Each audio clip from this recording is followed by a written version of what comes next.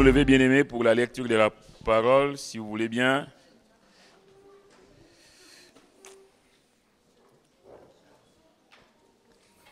Nous prenons dans l'Évangile selon Marc au chapitre 14. Évangile selon Marc,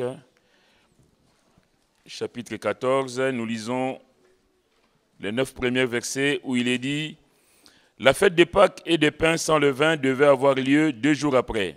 Les principaux sacrificateurs et les scribes cherchaient les moyens d'arrêter Jésus par ruse et de le faire mourir, car ils disaient que ce ne soit pas pendant la fête afin qu'il n'y ait pas de tumulte parmi le peuple. Comme Jésus était à Béthanie, dans la maison de Simon le lépreux, une femme entra pendant qu'il se trouvait à table. Elle tenait un vase d'albâtre qui renfermait un parfum de nard pur de grand prix. Et ayant rompu le vase, elle répandit le parfum sur la tête de Jésus. Quelques-uns exprimèrent entre eux leur indignation. À quoi bon perdre ces parfums? On aurait pu les vendre plus de 300 deniers et les donner aux pauvres. Et ils s'irritaient contre cette femme.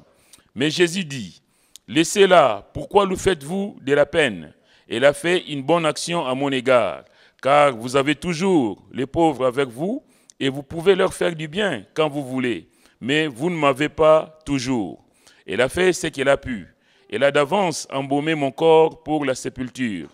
Je vous le dis en vérité, partout où la bonne nouvelle sera prêchée, dans le monde entier, on rencontrera aussi en mémoire de cette femme ce qu'elle a fait. Verset 10, Judas Iscario, l'un des 12, alla vers les principaux sacrificateurs afin de leur livrer Jésus. Après l'avoir entendu, ils furent dans la joie et promirent de lui donner de l'argent, et Judas cherchait une occasion favorable pour le livrer. Amen. Nous allons demander la grâce de Dieu. Seigneur, notre Dieu, notre Père, nous te sommes reconnaissants pour l'occasion que nous avons de pouvoir écouter ta parole. Seigneur, merci de bénir encore ces moments.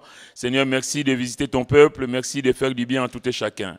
Glorifie ton nom, s'il te plaît, cet après-midi. En tout cas, passe dans les rangs, Seigneur, et fais du bien à tout un chacun de nous. Merci pour tout, Seigneur. Sois béni, sois loué, car tu en es digne. Au nom de Jésus. Amen. Amen. Pouvez vous asseoir, s'il vous plaît.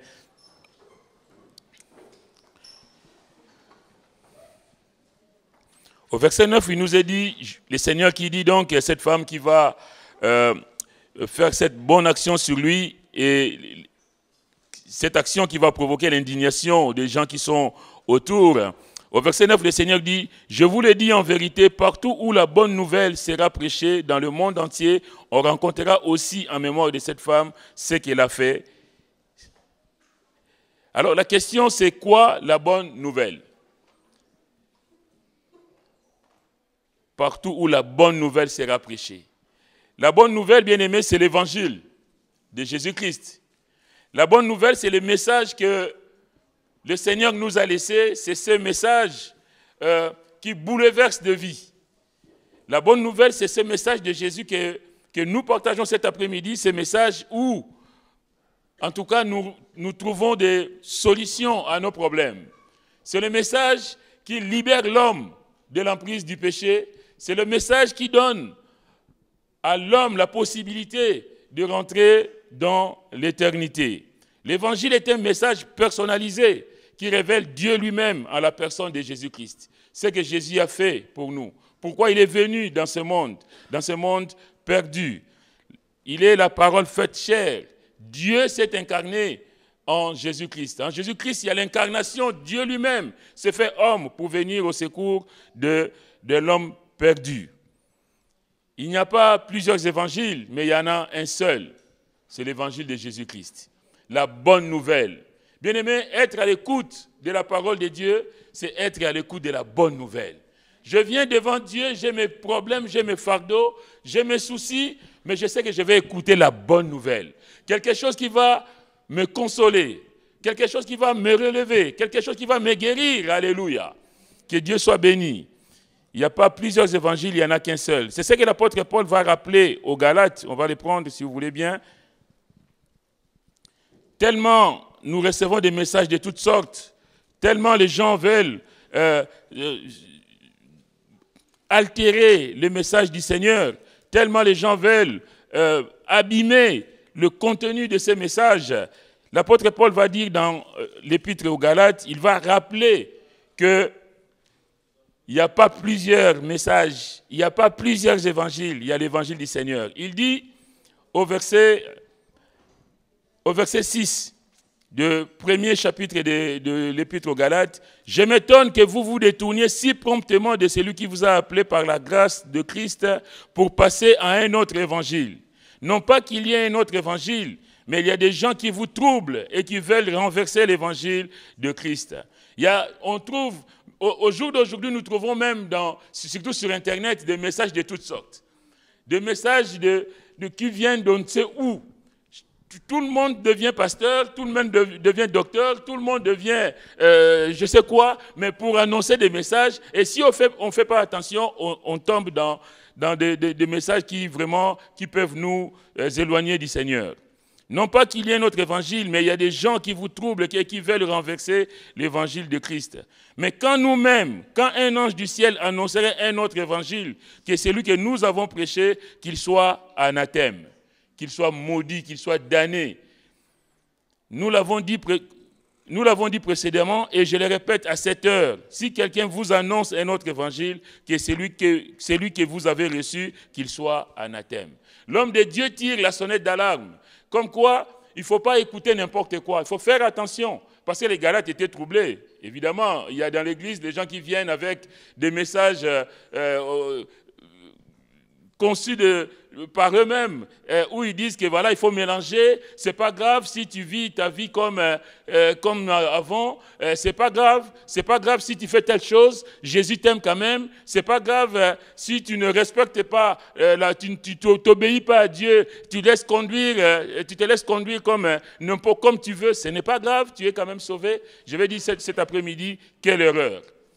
Quelle erreur. Bien-aimés, nous devons apporter ce message sans le modifier, mais dans toute sa simplicité. Ce matin, il y a quelqu'un qui priait, j'aime cette église parce que j'entends le message dans toute sa simplicité. Bien sûr qu'on n'est pas là pour apporter un message trafiqué, mais on est là pour que, bien aimé, que nous allions de l'avant, que nous soyons des hommes, des femmes qui servent le Seigneur, qui avancent, qui progressent dans la connaissance du Seigneur. Et c'est pourquoi l'apôtre Paul, lui, dira aux Romains, il dit que moi, je n'ai pas honte de l'évangile. L'évangile, c'est une puissance de Dieu pour le salut de quiconque croit.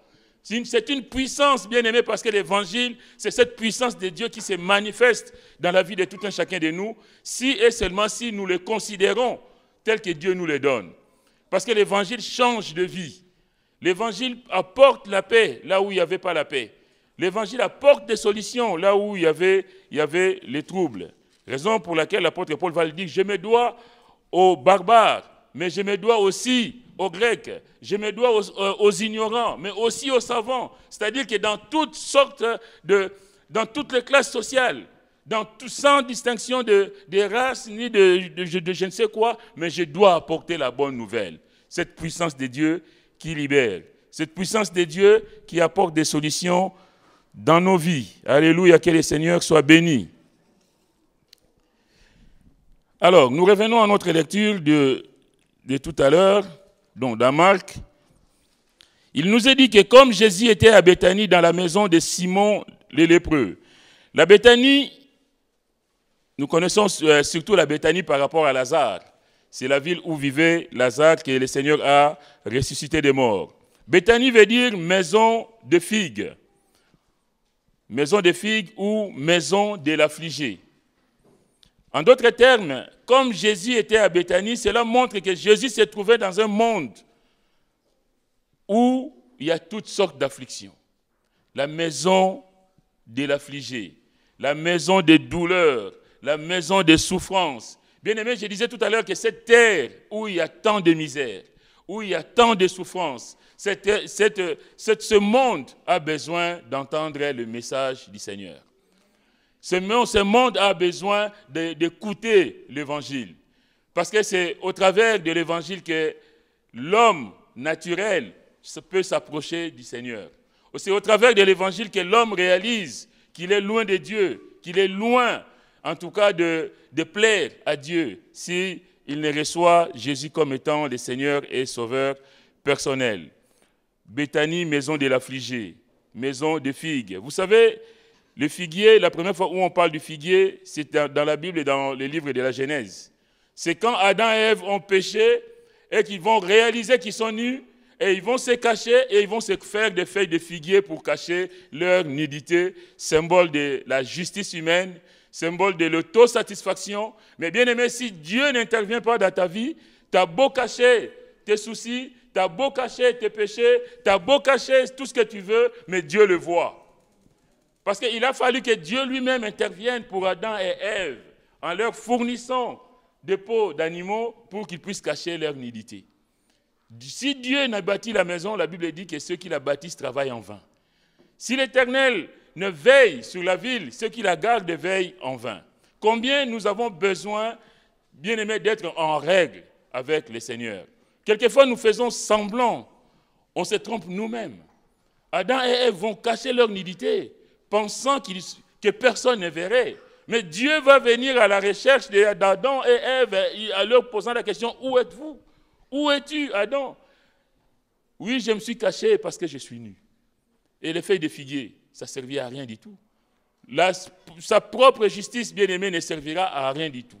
On peut se cacher devant les hommes, mais on ne peut pas se cacher devant Dieu.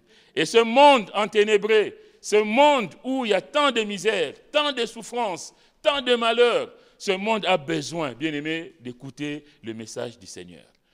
Nos maisons, nos familles, nos amis, où il y a tellement de souffrances, où il y a des choses qui ont besoin d'être réglées. Bien aimé, nous avons besoin d'apporter la bonne nouvelle du salut.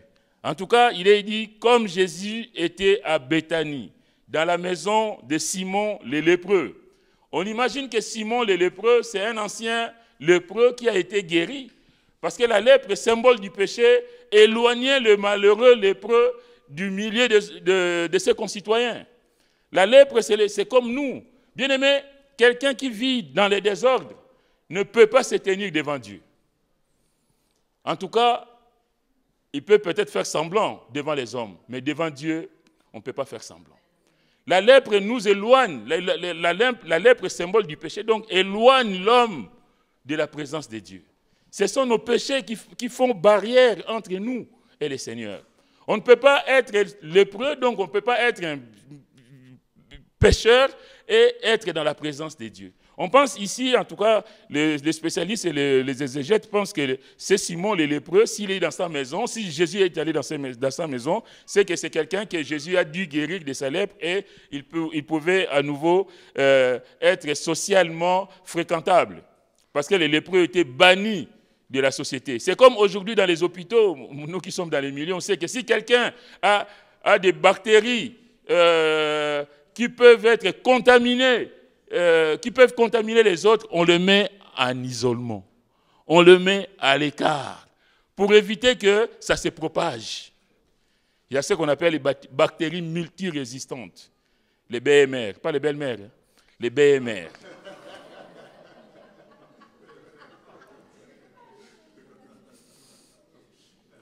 Ce sont des bactéries, s'ils rentrent dans le service, si la personne n'est pas mise à l'écart, ça risque de contaminer les autres. Et alors, pour que ça se termine, cette histoire-là, on risque même de fermer le service. Et il y a les BMR, mais il y a aussi les BHRE, bactéries hautement résistantes. C'est-à-dire qu'il y a aussi des péchés, si on peut faire le parallèle, il y a aussi des péchés, quand on s'y engage, bien aimé, on a du mal à en sortir. Comme quoi, il ne faut pas commencer. Il ne faut même pas chercher à essayer. Quelquefois, on se prend la tête, on se prend les pieds dans les tapis et on a du mal à se relever. Et là, vraiment, on a besoin de la grâce de Dieu. Combien, bien aimés, nous avons besoin du Seigneur, que nous puissions vraiment être chaque jour au contact avec le Seigneur. Chaque jour, Seigneur, aide-moi à marcher dans la crainte de ton nom. Donne-moi, Seigneur, à vivre dans le respect de ce que tu es, Seigneur. Vous savez, la vie, elle est tellement compliquée. Le diable aussi rôde. Il cherche qui dévorer. Il est comme un lion rugissant. Bien aimé, nous devons faire attention. Inviter le Seigneur dans notre maison. Il n'a pas hésité d'aller dans cette maison de Simon le lépreux. Les lépreux guéris. Les pécheurs repentis. qui accepte le Seigneur dans sa maison. Il est à Béthanie, maison de souffrance, maison d'affliction, maison de douleur, mais dans la maison d'un lépreux. Et pendant qu'il est dans cette maison, la Bible dit qu'une femme entra. Une femme entra, il s'agit de Marie, sœur de Lazare. Matthieu et Marc ne mentionnent pas son nom, seul Jean l'indique. Vous pouvez voir ça dans Jean chapitre 12 à partir du verset 1er. Et c'est la sœur de Lazare, Lazare qui est Dieu est mon secours. Bien-aimés, combien nous avons besoin du secours de Dieu? Dans nos afflictions, dans nos douleurs, dans nos malheurs, combien nous avons besoin d'inviter le Seigneur. Seigneur, viens à mon secours. Seigneur, viens me secourir. Dans cette situation que je traverse, dans cette maladie, Seigneur, j'ai besoin de toi, Seigneur, viens à mon secours. Cette Marie, donc la sœur de Lazare, n'est pas à confondre avec Marie de Magdala, que le Seigneur a délivrée de 7 démons, et qu'on retrouvera le jour de la résurrection devant le tombeau. La Bible dit, comme Jésus était à Béthanie, une femme entra. Bien-aimés, dans la vie, il y a des occasions à saisir qui ne se reproduiront peut-être plus. Jésus est à Béthanie, dans la maison de Simon le lépreux, et la Bible dit qu'une femme entra. Cette femme va saisir l'occasion de la présence de Jésus pour honorer le Seigneur. Bien-aimés, dans la vie, il y aura des occasions qui ne se reproduiront plus. Quelquefois, nous venons à l'église. Ce matin, il y avait un don spirituel qui disait que tu t'attends à des prophéties, tu veux entendre, mais remets-toi à la lecture de la parole. Combien nous avons besoin, bien-aimés, de chercher la face de Dieu chaque jour. Combien nous avons besoin de savoir que, plutôt que d'attendre une voix extérieure, mais de rechercher nos solutions au pied du Seigneur. Dans mes problèmes, Seigneur, je vais plier mes genoux, je vais, Seigneur, crier à toi, je vais m'attendre à toi. Fermer ma chambre, seul à seul avec le Seigneur, et crier au Seigneur.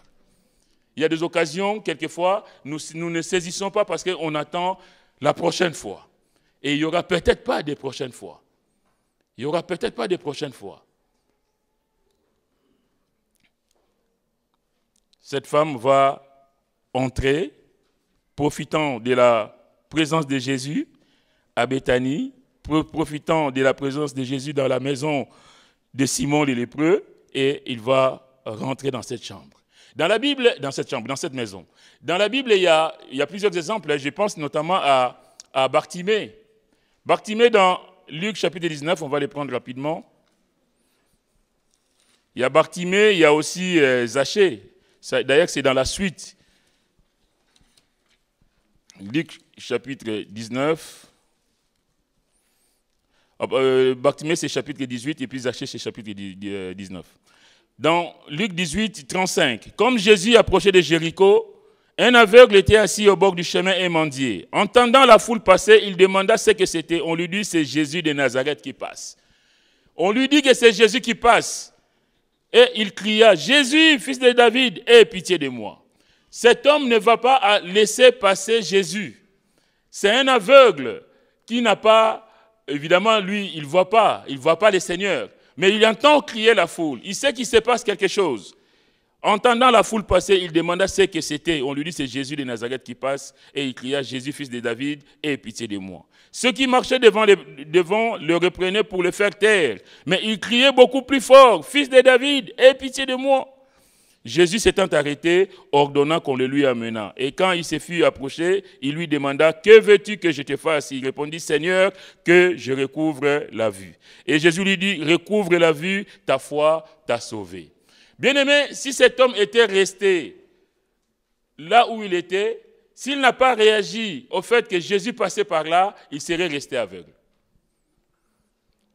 Mais il a saisi l'occasion. Je n'ai pas vu, Seigneur, mais j'ai entendu parler de toi.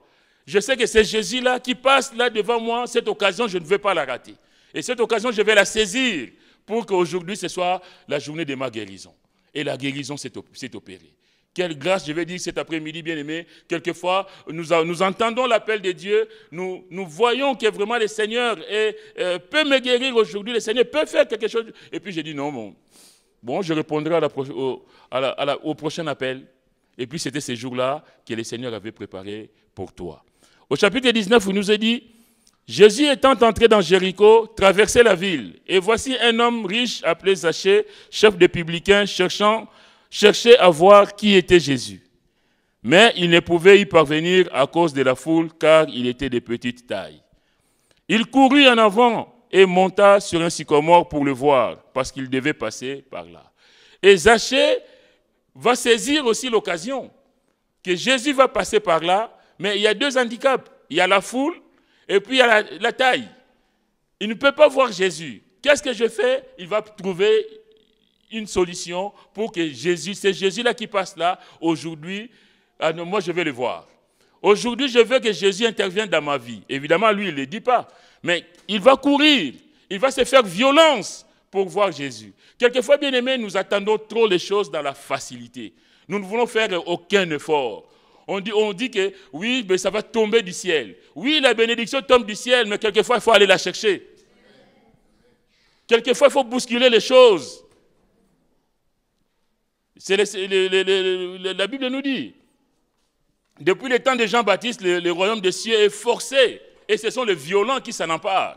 Ça veut dire que le royaume des cieux, la puissance de Dieu, si nous voulons la voir en action, quelquefois nous devons nous faire violence, sortir de notre confort, sortir de mes habitudes, sortir de mon péché, abandonner ce qui me plaît et me tourner vers le Seigneur. Seigneur, je vais m'attendre à toi. Seigneur, je vais laisser ce que je fais, je vais tout abandonner, mais Seigneur, je vais saisir ta main aujourd'hui. Je vais voir ta puissance s'exercer dans ma vie. Alléluia. Et Zachée ne va pas se poser des questions, il est de petite taille, il y a la foule devant lui, mais il va courir. Il va trouver un sycomore. Aujourd'hui, c'est Jésus-là, il ne va pas passer sans que moi je l'ai vu et sans que lui il m'ait vu. Et qu'est-ce qui va se passer? Lorsque Jésus fut arrivé à cet endroit, il leva les yeux et lui dit, Zachée, hâte-toi de descendre, car il faut que je demeure aujourd'hui dans ta maison. Zachée a gagné. Zachée malgré les handicaps, malgré ce qui pouvait l'empêcher de voir le Seigneur, c'est tout comme l'aveugle. Malgré la foule qui lui dit, mais toi derrière tu es aveugle, il ne va même pas te regarder. Toi pauvre aveugle, reste dans ton coin. Mais il va dire, non, aujourd'hui c'est mon jour. Alléluia. Bien-aimés, combien nous devons avoir cette foi, cette force en nous de dire, Seigneur, je traverse des situations. Je connais des choses terribles. Il y a la raillerie des uns, la moquerie des autres. Mais Seigneur, je sais que tu es le Dieu qui va agir dans ma vie, qui va intervenir dans ma vie. Que le nom du Seigneur soit béni. La Bible dit, Ésaïe 55, verset 6, « Cherchez l'Éternel pendant qu'il se trouve, invoquez-le tandis qu'il est prêt. » C'est ce que ces hommes vont faire, que ce soit l'aveugle, que ce soit Zachée. Invoquez-le tandis qu'il est prêt.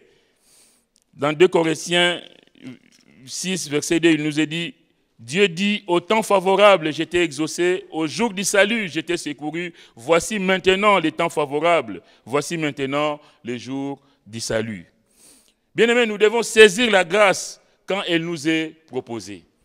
Quelquefois, nous passons vraiment à côté de la bénédiction du Seigneur parce que soit on n'est pas attentif, soit on est négligent, soit on est dans d'autres soucis, dans nos pensées, et puis on ne saisit pas la main du Seigneur. C'est pourquoi le Seigneur dira, « Vous avez toujours les pauvres avec vous, mais vous ne m'avez pas toujours. Il ne sera pas toujours là pour toi. Même si le Seigneur dit que je suis avec vous, mais il y a des occasions qu'il ne faut pas rater. Le Seigneur, c'est lui qui le dit. Il dit, mais pourquoi vous affligez cette pauvre dame? Vous avez les pauvres, vous pouvez leur faire du bien quand vous voulez, mais moi, je ne serai pas tout le temps physiquement avec vous. Besoin de saisir le temps de Dieu. Dans la vie, il y a des priorités. Ne jamais remettre à plus tard ce que tu peux faire aujourd'hui. Ne jamais dire, oui, ça attendra une autre fois. Les temps et les circonstances appartiennent au Seigneur. Il est le maître des temps et des circonstances. Nous ne gérons rien, mais c'est lui qui gère. Combien nous avons besoin de saisir le moment que Dieu a préparé pour nous. Demain, ça risque d'être trop tard. Cette femme donc va entrer, elle va briser le vase d'albâtre, Donc, comme Jésus était à Béthanie, dans la maison de Simon le lépreux, une femme entra pendant qu'il se trouvait à table. Elle tenait un vase d'albâtre qui renfermait un parfum de nard pur de grand prix. Et ayant rompu le vase, elle répandit le parfum sur la tête de Jésus. Un mot sur le vase d'albâtre. L'albâtre était une pierre blanche très dure. Le vase d'albâtre contenait les parfums de grand prix. On ne mettait pas n'importe quoi dans les vases d'albâtre. Donc, c'était une pierre blanche très dure. Mais quand est-ce qu'un vase peut être brisé? Par inattention. Je parlais tout à l'heure avec le pasteur Blaise, on parlait de quand on se prépare pour apporter le conseil du Seigneur, comment on a le trac, comment on attend qu'on délivre les messages du Seigneur. Je lui disais que c'est comme justement quelqu'un qui porte un verre précieux et on te le confie, mais tu dois marcher avec attention parce que si tu fais un faux mouvement, ça tombe, tout est cassé. Donc, il faut faire attention. Mais ici, c'est spirituellement que nous voulons aborder cette partie en disant que le vase ici, c'est nous, c'est toi et moi. C'est ce que le Seigneur dira dans Jérémie 18, versets 4 à 6. Les vases, il va dire à Jérémie d'aller voir le potier et d'observer ce que fait le potier. Et Jérémie dit,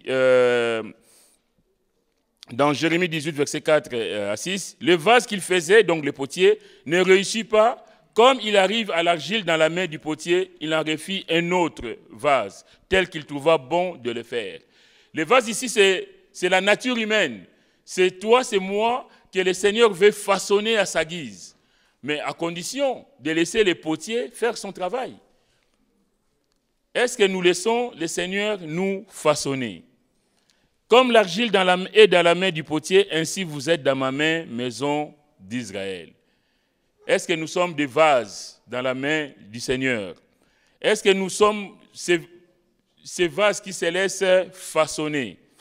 Bien-aimés, dans le contexte ici, nous sommes des vases d'albâtre, symbole de la dureté du cœur de l'homme. Je disais tout à l'heure que l'albâtre était une pierre blanche très dure. Et le vase d'albâtre, c'était des vases très durs, difficiles à se briser. Ça ne se brise pas facilement, ces vases, tellement ils sont durs. Symbole du cœur de l'homme, ces cœurs durs, ces cœurs de pierre, comme toi, comme moi. Comme nous pouvons, en tout cas, comme je pense qu'on l'a plus, ces cœurs durs, nous devons avoir un cœur de chair. La Bible dit que le cœur est tortueux par-dessus tout et il est méchant. Qui peut le connaître? Le cœur de l'homme, ces cœurs méchants, ces cœurs durs. Nous subissons des situations parce qu'autour de nous, il y a des gens qui ont un cœur mauvais. Tout simplement. Mais ça, c'est le cœur de l'homme. Le cœur de l'homme est mauvais. Et ce cœur a besoin d'être brisé. En tout cas, nous, en tant qu'enfants de Dieu, nous avons besoin que ces cœurs durs, ces cœurs de pierre soient rompus. Mais pour que ces cœurs soient rompus, bien-aimés, nous devons être à l'écoute du Seigneur. Nous devons être malléables entre les mains du Seigneur. Est-ce que nous laissons façonner par le Seigneur?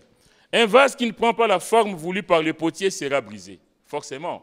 Si le Seigneur, lui, veut te façonner, veut te donner une forme, et que toi tu résistes, tu as le droit de résister à la forme que Dieu veut te donner.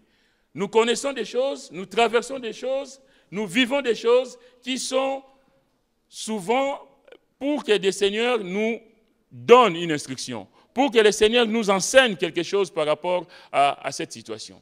Mais quelquefois nous résistons. Ah non, Seigneur, moi je ne peux pas accepter ce que tu fais là. Ah, je ne peux pas accepter telle chose. Mais peut-être que sur les chemins que tu traverses, sur les situations que tu vis, Dieu veut t'apprendre le pardon. Dieu veut t'apprendre la patience. Je me souviens d'un frère qui était, quand on était à l'école biblique, ce frère, il avait tellement, mais lui c'était exagéré, c'était maladif. Il avait tellement la crainte de Dieu que devant le feu vert, il ralentissait pour ne pas passer à l'orange. Et Lucien doit le connaître. Je ne vais pas citer son nom, mais le feu est vert et nous, demain, on a contrôle. Il est dimanche soir, on se dépêche pour rentrer à Léonian pour aller réviser. Et le feu est vert, mais tellement il a vu au loin, il dit, sûrement ce feu-là ne va pas tarder à passer à l'orange. Et lui, il ralentit. il ralentit. Mais Philippe, mais non. Et puis il est fait rouge, boum. Et comme on est tous là, mais... Et une fois, il y a une sœur qui lui dit, mais tu nous apprends vraiment la patience, Philippe, tu exagères. Il avait tellement la crainte de Dieu. Lui, il veut même... Mais combien d'entre nous, disons-le en rigolant, mais combien d'entre nous, le fait le orange, et lui, il ne voulait pas. Il s'arrêtait même. Donc, il dit non. Non, mais c'était maladif. Mais c'est... Il y a des choses comme ça. Que Dieu nous aide. Mais en tout cas, ici, revenons à notre texte, par les gestes de Marie, nous apprenons que les vases que nous sommes bien-aimés doivent être brisés et dégager un parfum de repentance et de foi pour la gloire de Dieu. Dieu a besoin de nous transformer. Dieu a besoin de changer nos cœurs. Dieu a besoin de faire de nous des hommes, des femmes à sa gloire. Quelquefois, nous sommes des enfants de Dieu, mais nous sommes résistants. Dans beaucoup de domaines de notre vie, nous ne voulons pas laisser le Seigneur agir. Et pourtant, le Seigneur veut que ça change. Et le Seigneur veut que là où tu résistes un peu là, je vais encore serrer un peu la vis pour que vraiment tu puisses comprendre que je ne veux pas que tu continues comme ça. Dieu peut nous apprendre le pardon, Dieu peut nous apprendre l'amour, d'aimer ceux qui ne nous aiment pas, de prier pour ceux qui nous maltraitent, de mettre la parole de Dieu en pratique, tout simplement. Tu dis, mais Seigneur, mais non, mais ce que ma femme fait ou ce que mon mari fait, non, Seigneur, c'est grave. C'est trop grave. Mais au travers de cette situation, il y a un message pour toi. Est-ce que tu l'as saisi? Est-ce que tu l'as saisi, ce message? Quelle que soit la situation, il faut faire toujours par rapport à chacune de nos vies, de dire, mais Seigneur, oui, qu'est-ce que tu veux m'enseigner au travers de cette épreuve? Qu'est-ce que tu veux que j'apprenne au travers de cette épreuve? Nous soyons des vases de repentance en tout cas, qui dégagent un parfum de repentance et de foi. Et c'est de cette façon que Dieu nous recrée lors de notre conversion pour faire de nous de nouvelles créatures. Quand on dit que nous sommes de nouvelles créatures en Christ, bien aimé, c'est parce que nous passons par ces étapes d'être façonnés, d'être modelés comme Dieu le veut. Mais est-ce que nous le laissons faire?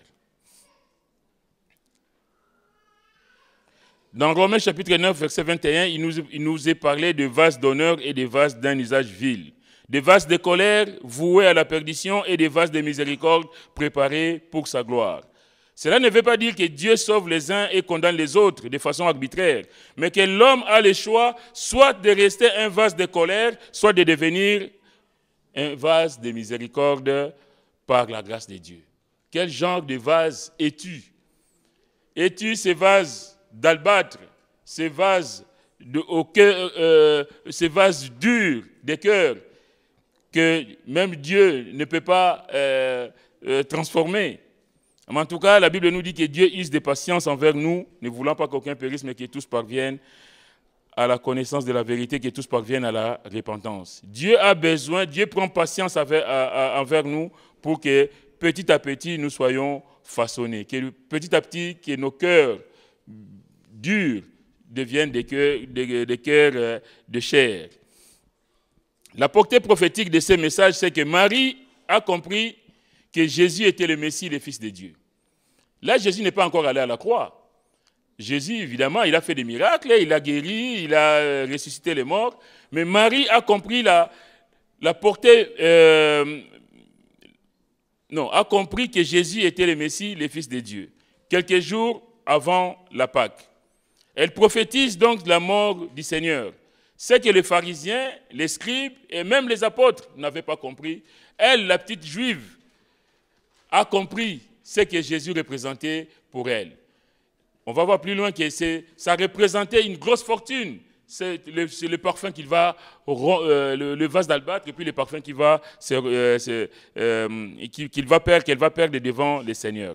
Elle savait par les prophètes que le Messie viendrait et donnerait sa vie pour le salut des hommes. Dans Luc chapitre 10, on va les prendre. Luc chapitre 10.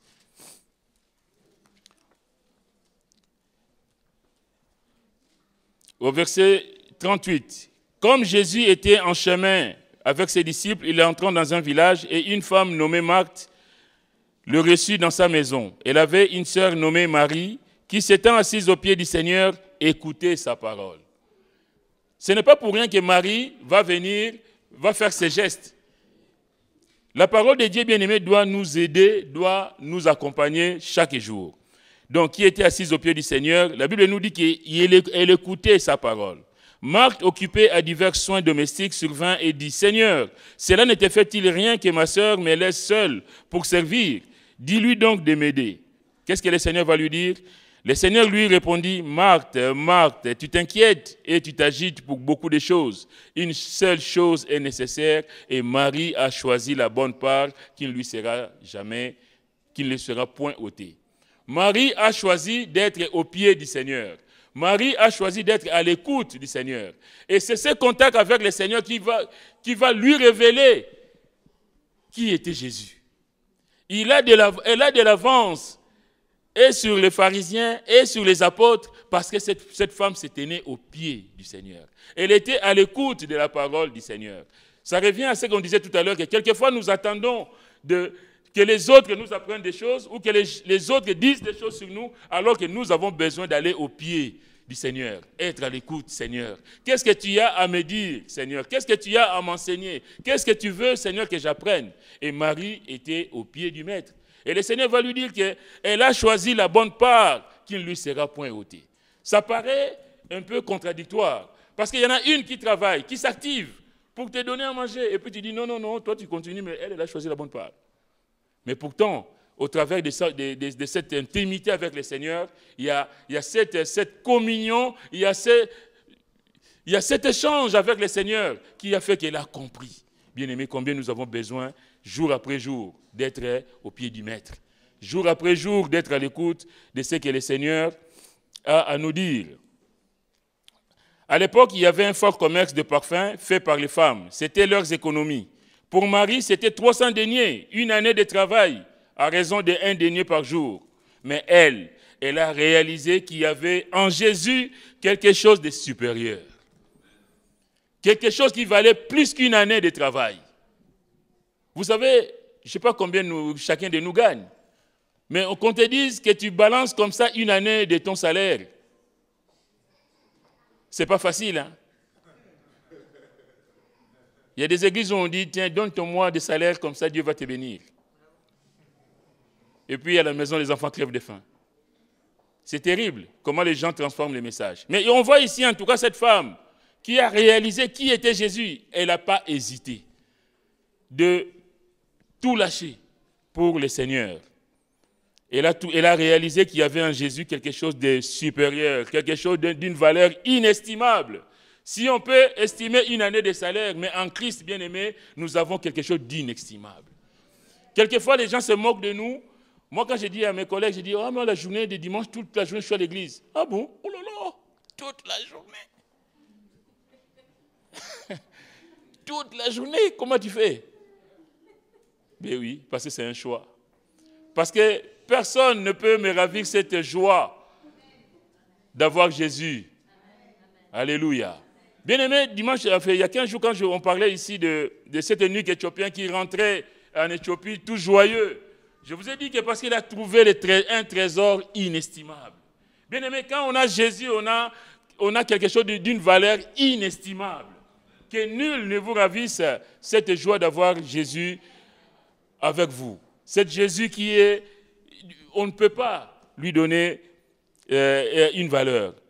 De valeur inestimable. Elle a tout donné pour le corps de son Seigneur. Bien-aimé, aujourd'hui, le corps du Seigneur, c'est l'Église.